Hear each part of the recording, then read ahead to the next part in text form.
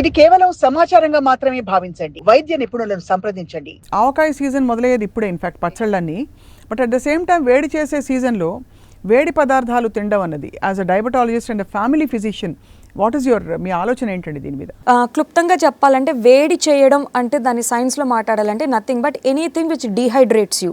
Dehydrating thing, నా బాడీలో heat generate అయింది, వేడి చేసింది అంటారు.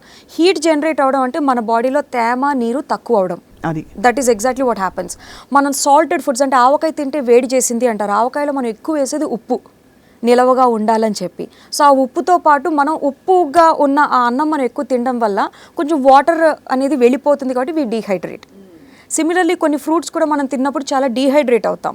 అందువలన మనకి వేడి చేసింది, కాన్స్టిపేటెడ్ ఫీల్ అవ్వడము, పెదాలు క్రాక్స్ రావడం కానీ, లేకపోతే గొంతు అస్తమాటికి తడారిపోవడం, ఇలాంటి సిమ్టమ్స్ నోటీస్ చేస్తాం. చాలా బ్యూటిఫుల్గా ఎక్స్ప్లెయిన్ చేశారు మీరు. అంటే వేడి చేయడం అంటే అసలు ఏంటి ఆ కాన్సెప్ట్ అనేది.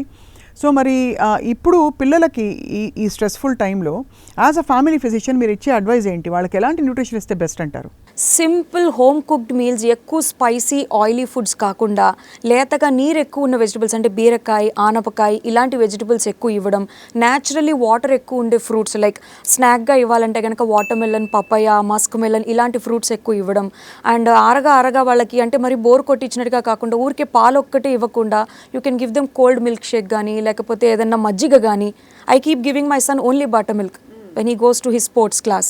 సో అదేదో ఫ్యాన్సీ మిల్క్ షేక్స్ అవ్వక్కర్లేదు. Simple home made butter milk is the best thing that you can take. And వీటిలో మనం యాడ్ చేసే normal level of sugar, amount of sugar, is it permissible? Because ఇప్పుడు ఒక theory వచ్చేసింది, anything white is a no అని.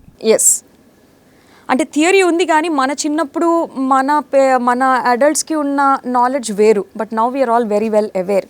So చిన్నప్పటి నుంచి అలవాటు చేసింది will become a standard practice for these children when they become adults. So అందుకని ఇప్పుడు ఎంత తక్కువ ఉప్పు, షుగర్ వాళ్ళకి అలవాటు చేస్తే అంత మంచిది for their future.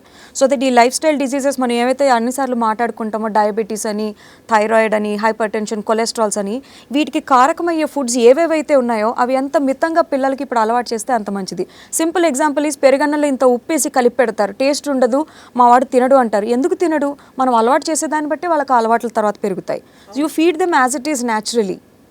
So that becomes their future habit.